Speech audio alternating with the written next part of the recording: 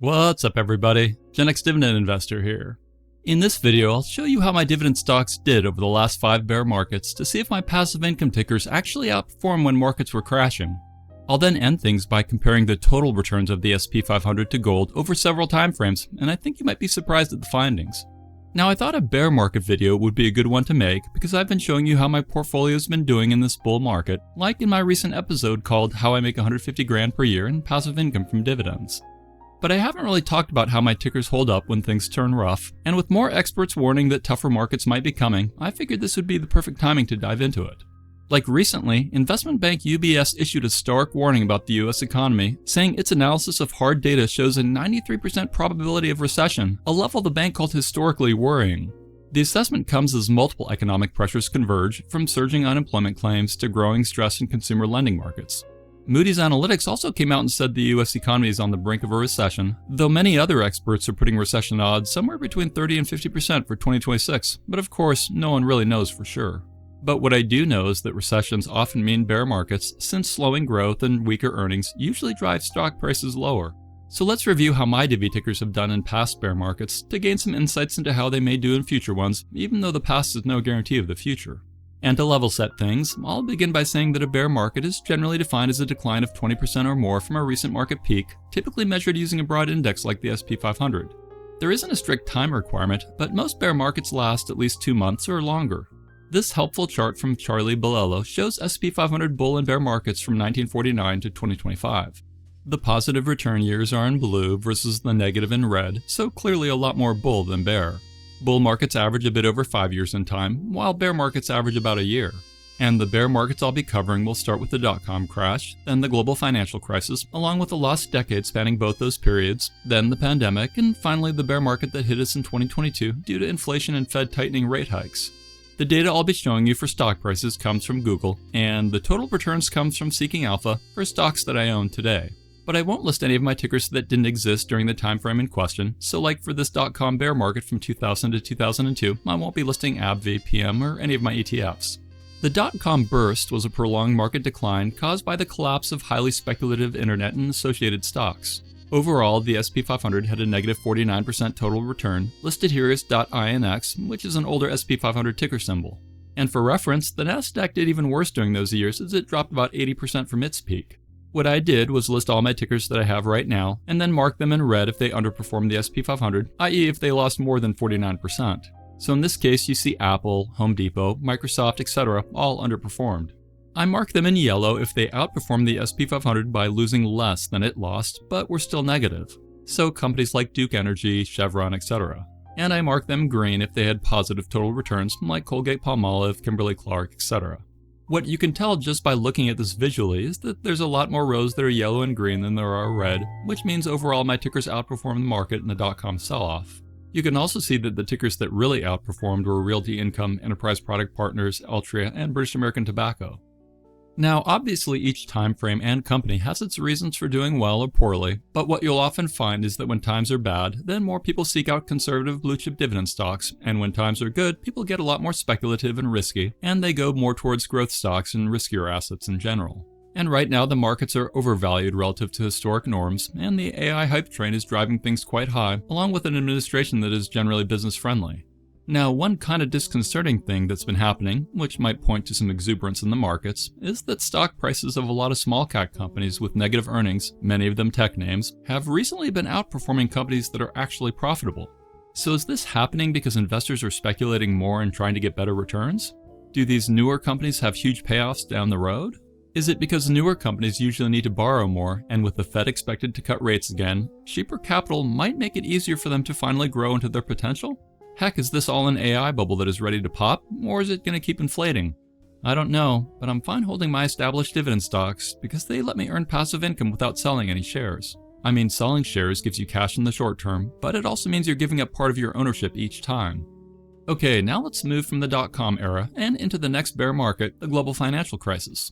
This one went from late 2007 to early 2009, and the S&P 500 lost a nasty 57%. This crisis was the worst downturn in the S&P 500 since the Great Depression, stemming from the collapse of the US housing and subprime mortgage market. The crisis was the second worst market downturn in modern US history, surpassed only by the Great Depression when the Dow plummeted nearly 89%. I mentioned the Dow because the SP 500 wasn't formally established until 1957. And here you can again see that the far majority of my tickers in yellow outperformed the market, and only 3 of them did worse, those being Caterpillar, Starbucks, and Goldman Sachs. My best performing stock was McDonald's, which ended up with a negative 3% total return. But hey, when the market drops 57%, then minus 3% is quite nice. And speaking of McDonald's, as I was working on this section of the video, I got a notification that McDonald's just announced a dividend hike of 5.1%. Nice. Take a look at my McDonald's dividend income since I started this new version of my spreadsheet almost 6 years ago. So in March of 2020, I got a McDonald's dividend payment for $503. My DRIP was on back then, so it bought some shares, increasing my next dividend in June to be $507. Again, I reinvested, increasing my September dividend to $510. They did a small hike that year, increasing my December dividend to be $529. I turned off all my DRIPs at that point as I started living on my dividend income, so my quarterly payout in March of 2021 remained at $529, as it was in June and again in September. Then they did a dividend hike, so my December payout was increased to $565. It stayed at $565 per quarterly payout until they did their 2022 dividend hike, taking me up to $623. It stayed there until their 2023 dividend hike, taking me up to $684. It stayed there until their 2024 hike, taking me up to $725. And it stayed at $725 until this hike they just announced today, which will take my payouts up to $762. That's the power of a good dividend stock, taking me from making $503 a quarter to making $762 a quarter, with pretty much all of that just coming from dividend hikes on autopilot. This was McDonald's 49th consecutive year of dividend increases, and I fully expect that next October they'll announce their 50th increase, making them a dividend king. And the fact that all of this happens passively, without me lifting a finger, is incredibly amazing to me. My most valuable asset is my time, and it's awesome that my companies keep paying me a share of their profits while I focus on living my life. It's interesting because I think that most of the people who dismiss dividends are still in the stage of life where time feels unlimited. But once you truly understand that time is the one thing that never compounds, then income that grows and pays out on its own becomes truly priceless. And not only that, but investors who focus on dependable dividend stocks keep earning income and preserving ownership, while others are forced to sell shares at discounted prices to generate cash, losing pieces of the very companies they believed in. Okay, now let's look at how my tickers did during the lost decade, which was from late 1999 to late 2012. Some people call the lost decade as being from 2000 until 2009, and it wasn't lost because the economy was flat, it was lost because the price of the SP 500 basically went nowhere. Like, imagine you bought the SP 500 on January 1st of 2000. Then you watch things go south and sideways, and then 10 years later, on December 31st of 2009, you're very close to where you started, with only the index dividends giving you any returns. That's what happened, and that's why many folks sold out and some quit investing for good. The main problem is that there were basically 2 crashes in a row. Crash 1 was the dot-com bubble, then it took the market several years climbing back up, and then the global financial crisis hit. This second crash pulled the total price return for the decade back down to 0. And for investors who only cared about stock price, like many of the growth investors back then, the entire decade was a wash. But many dividend investors knew that you can not only invest for price, but you also can for income. Anyway, over that period, the SP 500 had a total return of about 23%. My only ticker which underperformed the market was Microsoft, with its negative total return. I remember people hating on Microsoft back then, and many sold and walked away, only to miss out on the surging powerhouse that Microsoft once again became, because again, the stock price isn't always what the company is actually worth. Anyway, that nasty decade for many people ended up being a great period for dividend investors, and you can see how almost all of my stocks outperformed. The takeaway is that when markets get rough and stay that way for a while, blue chip dividend stocks often come out looking even stronger, at least when you look back over time. Okay, now let's move to the pandemic bear market, where we dropped 34%, but also recovered quickly.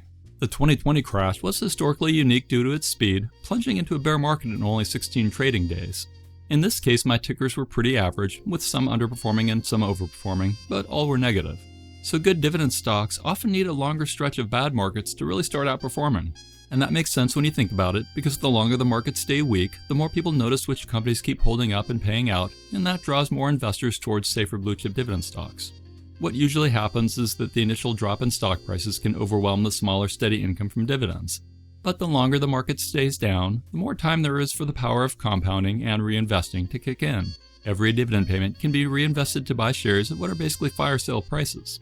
That means the total number of shares you own grows much faster when prices stay low for a long time. And you'll notice that the dividend yield on any new money you put in during a downturn jumps dramatically, which really turbocharges your income stream. Plus, in the first phase of any crash, panic sellers usually take over.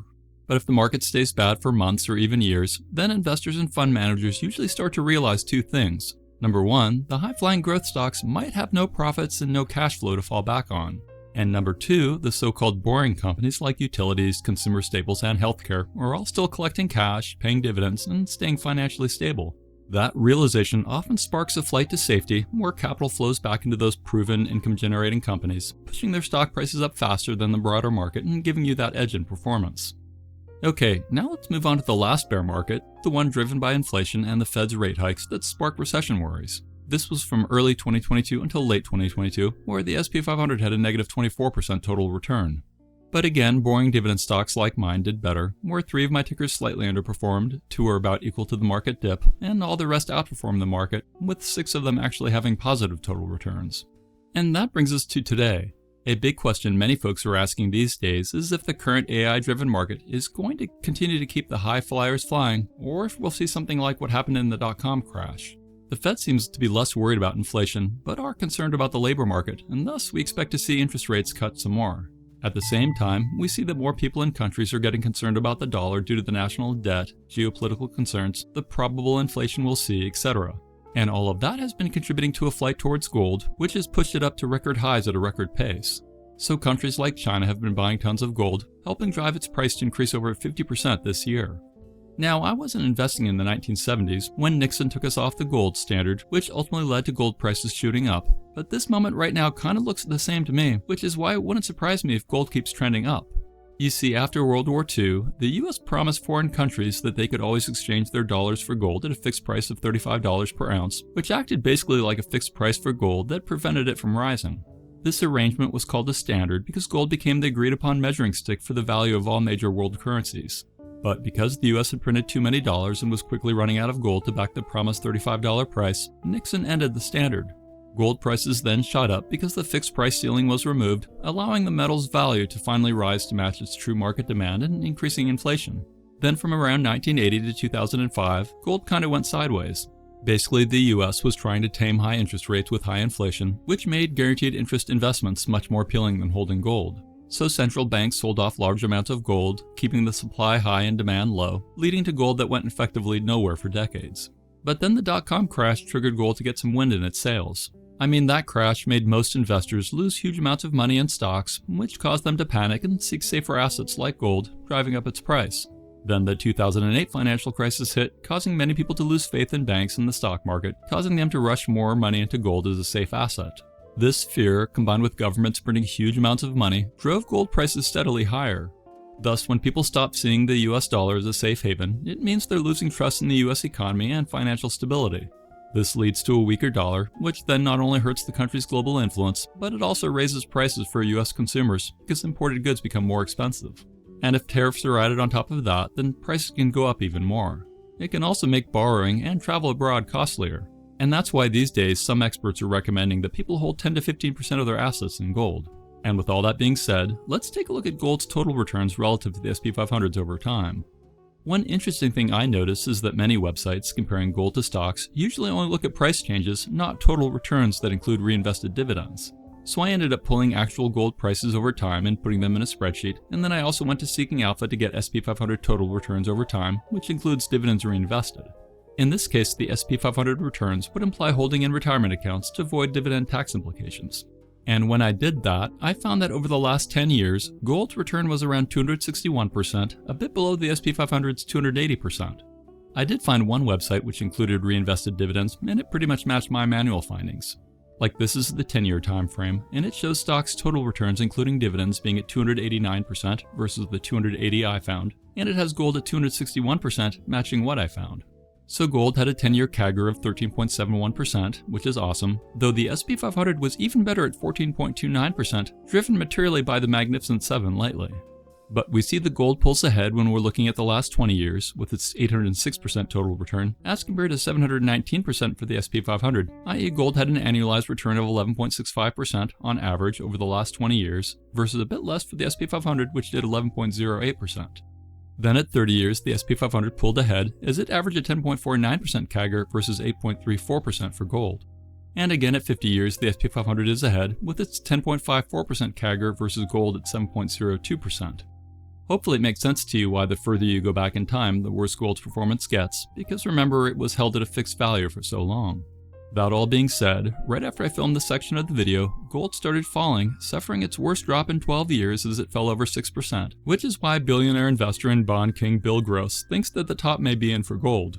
Gross, who co-founded PIMCO and grew its flagship total return fund to $270 billion over nearly 3 decades, meant that gold has soared in price partly because of hype and speculation, making it more volatile and vulnerable to a sudden sharp decline. Now, I don't have a crystal ball, but if I had to guess, I'd think that gold will keep trending up for a bunch of reasons, including inflation concerns, debt all over the world, potential BRICS currency competition, and a slew of other reasons. I don't own any gold myself, but I do own some Bitcoin and Ethereum in my kids' account, which some call digital gold. I still hold more stocks than crypto for them, but I think the risk-return profile is compelling enough that I've got them in some decent crypto. And interestingly, Bitcoin's rise has been driven by many of the same factors that have lifted gold, as people seek protection, or a hedge, against a weakening dollar, high inflation, and unstable financial systems. However, cryptocurrency gains additional momentum from its unique properties and technological appeal. I mean, unlike gold, Bitcoin has an absolute scarcity with a fixed limit of 21 million coins. It offers utility because it's highly portable, instantly transmittable, and easily divisible. And it operates on a decentralized network, offering true censorship resistance outside government or central bank control. So while both are stores of value, Bitcoin's price is also heavily influenced by speculative demand and high volatility as an emerging technology with expanding real-world use. But of course, everything has risks.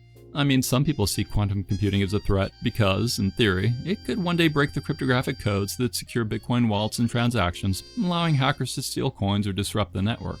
Others think it's not a serious risk, at least for now, because practical quantum computers powerful enough to do it don't yet exist, and developers have quantum-resistant encryption plans they could deploy to protect Bitcoin in the future, though that takes time. Plus, many experts argue quantum computing isn't a unique risk to Bitcoin, because if it could break Bitcoin's encryption, it would also break nearly all internet security systems, including those protecting websites and backend systems for banks, governments, and brokerages, to name just a few. That means the entire tech world would urgently develop and deploy quantum-resistant encryption, and Bitcoin's network could upgrade along with everyone else, at least in theory. And now I think I'll wind things down, so if you enjoyed this video, please do me a favor and hit that thumbs up button, subscribe if you haven't yet, and click that bell notification. Okay, now I'd like to do some shoutouts to my subscribers, starting with my Gold Star channel members, i.e. the ones that have been members for a year or more. So thank you Brett Cherry, Aaron, Scott Goodwin, Steve Doxa, and Keithman5000. I'd also like to recognize my newest Patreon aristocrat, Sheep, for signing up. Moving on, now I'd like to show my gratitude to subscribers who left me kind comments, so I'm going to shout out 10 who've done just that. So thank yous go out to Whistler Brooks, BT Master 8, iChowdhury, Jay Rizzo, Gina Rock, Luke Smale, Juan Villa, Ari Holick, Mr. JJ, and multiple from Utrolite. Thanks folks, I really appreciate it. Now I'd like to recommend you check out my Seeking Alpha affiliate link, which often has a discount when new users sign up. I'd also like to pitch my FastGraphs affiliate link along with my coupon code in the description of this video, as using both will allow new users to get 25% off their first payment, even if they sign up for a full year. Also check out my Patreon page, and or consider joining my channel membership, as both have some cool perks you might like. Finally, I'll close this off by recommending that everyone join my free Dividend Discord chat server, which has over 11,000 Dividend investors on it from 86 countries around the world. Thanks for watching, stay positive, and I'll talk to you again real soon. Remember, I'm not a financial advisor, and my videos are for entertainment and inspirational purposes only. Investing of any kind involves risk. I'm only sharing my opinions with no guarantee of gains or losses on investments.